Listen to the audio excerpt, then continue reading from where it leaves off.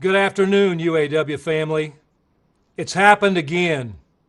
Moments before this broadcast, we have had a major breakthrough that has not only dramatically changed negotiations, but it's going to change the future of our union and the future of our industry. We were about to shut down GM's largest moneymaker in Arlington, Texas. The company knew those members were ready to walk immediately. And just that threat has provided a transformative win.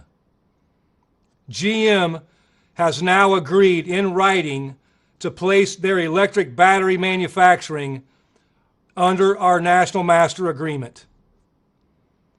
We've been told for months that this is impossible. We've been told the EV future must be a race to the bottom.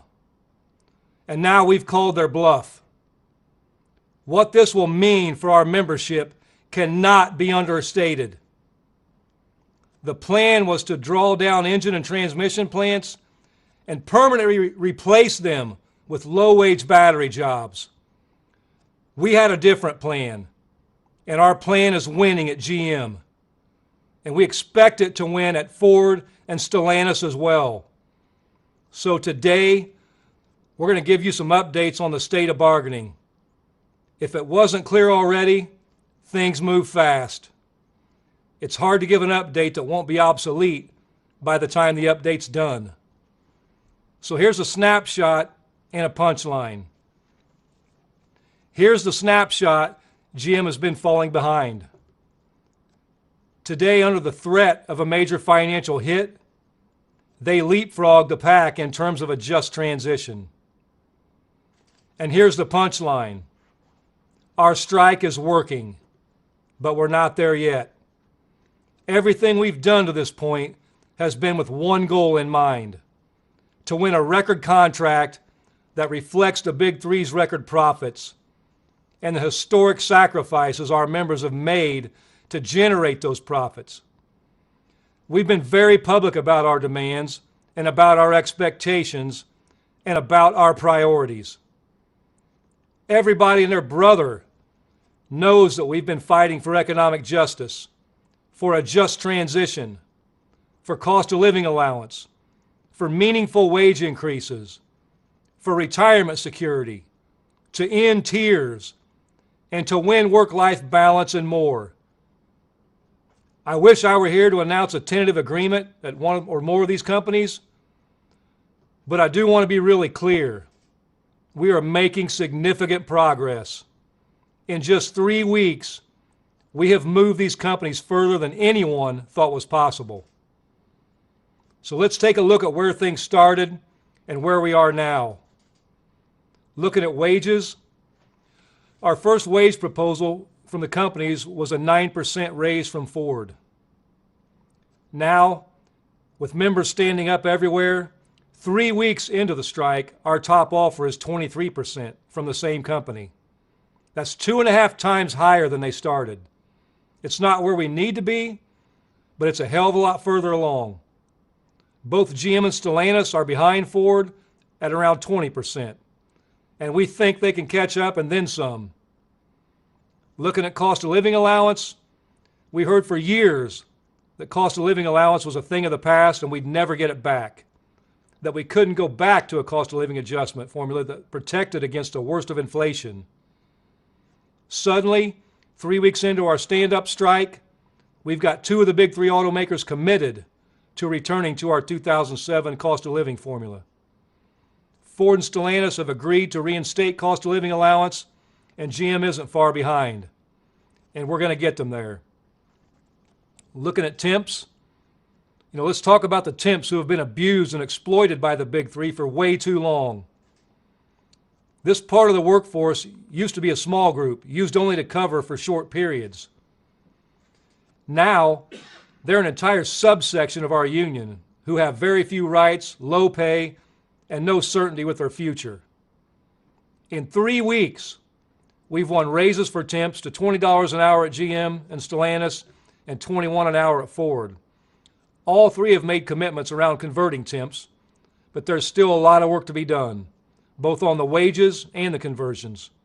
Still, we're making big strides that will end up changing the lives of thousands of our members. When it comes to wage progression, it's another serious area of progress that we've been working on, and that's looking at the progression it takes to get to full pay. Going into these negotiations, it took 8 years for workers to make it up to top rate. Taking almost a decade to get to the top wage is unacceptable.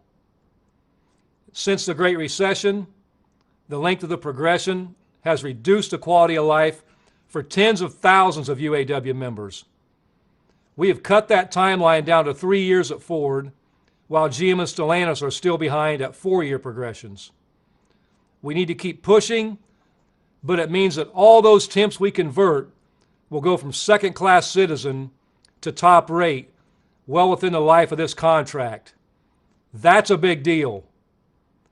Looking at profit sharing, all 3 companies wanted concessions on profit sharing, and we said, hell no. Not only did we beat back Ford's concessionary profit sharing formula, we made enhancements. We have also successfully beat back the concessionary demands being made by GM and Stellantis. Looking at job security, 2 weeks ago, we let Ford off the hook in our strike expansion because they agreed to some core job security proposals, like the right to strike over plant closures, which our union has never had. Last week, at the last minute, Stellantis agreed to the right to honor picket lines and made other important moves on job security. And now, today, because of our power, GM has agreed to lay the foundation for a just transition. Looking at skilled trades, all the big 3 wanted to do was give little or nothing. We're fighting for a $2 an hour tool allowance. Now, thanks to our stand-up strike strategy, Ford has given up a $1.50 tool allowance. Stellantis has given up $1 an hour. But GM is still refusing to budge. Looking at retirement security, finally, we're still fighting hard to win retirement security for both our pre-2007 and post-2007 hires. For those members who still have a pension, we know you've gone far too long without an increase, and we're pushing hard to change it. For those members who never got a pension or post-retirement health care, we're fighting like hell for real retirement security. But the companies are fighting like hell to keep our retirement uncertain and insecure. As people who give their lives to these companies, we never should have lost those rights. This strike is about righting the wrongs of the past and winning justice for all of our members.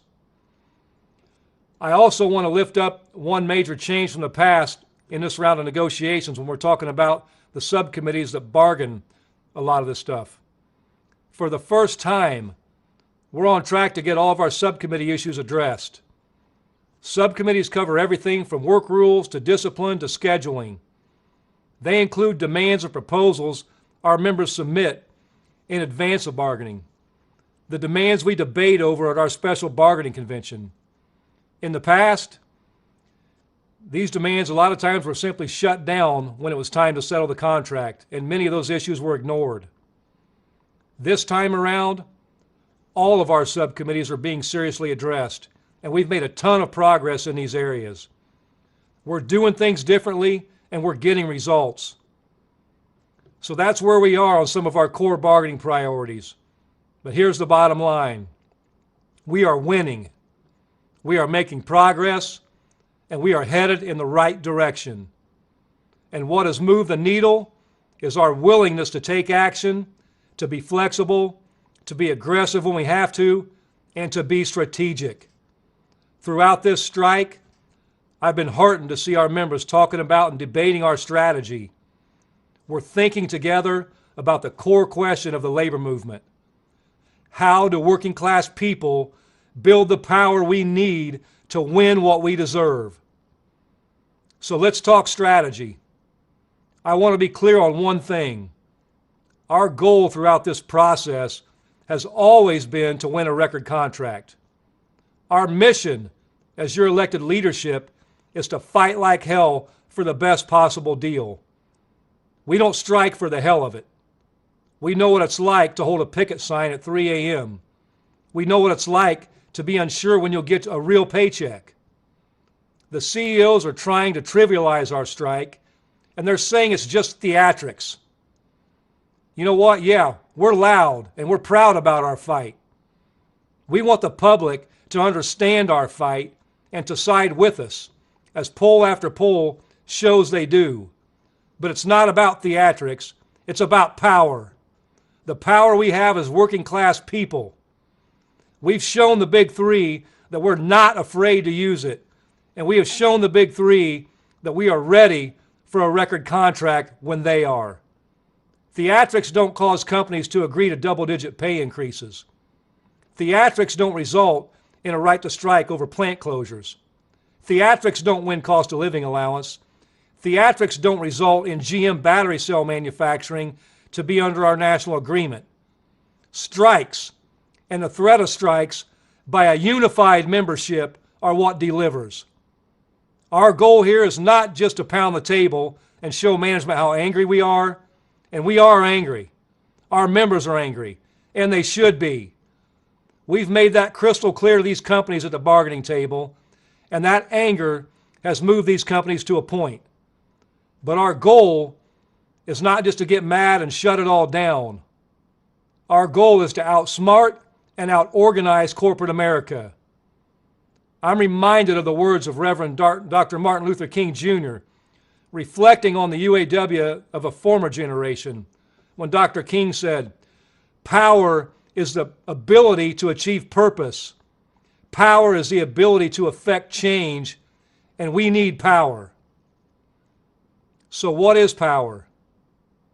Walter Reuther once said that power is the ability of a labor union like the UAW to make the most powerful corporation in the world, General Motors, say yes when it wants to say no. That's power. And I'll tell it to you straight. The billionaires and company executives think us auto workers are just dumb. They think we don't get it. They think we only understand the power of a supervisor yelling at us or an assembly line coming at us. They look at me and they see some redneck from Indiana. They look at you and see somebody they would never have over for dinner or let ride on their yacht or fly on their private jet. They think they know us, but us auto workers know better. We may be foul-mouthed, but we're strategic. We may get fired up, but we're disciplined. And we may get rowdy, but we're organized. Not everything is about pulling out the bazooka.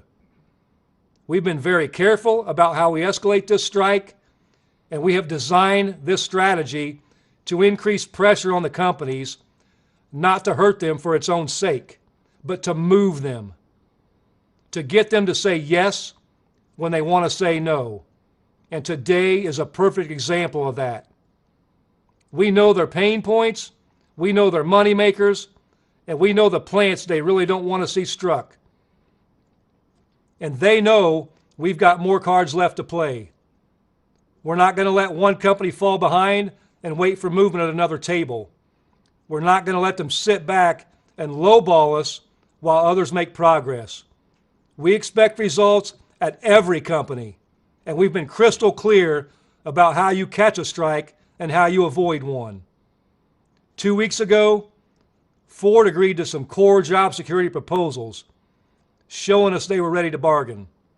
Last week, Stellantis did the same thing. And this week, GM did something that was unthinkable until just today.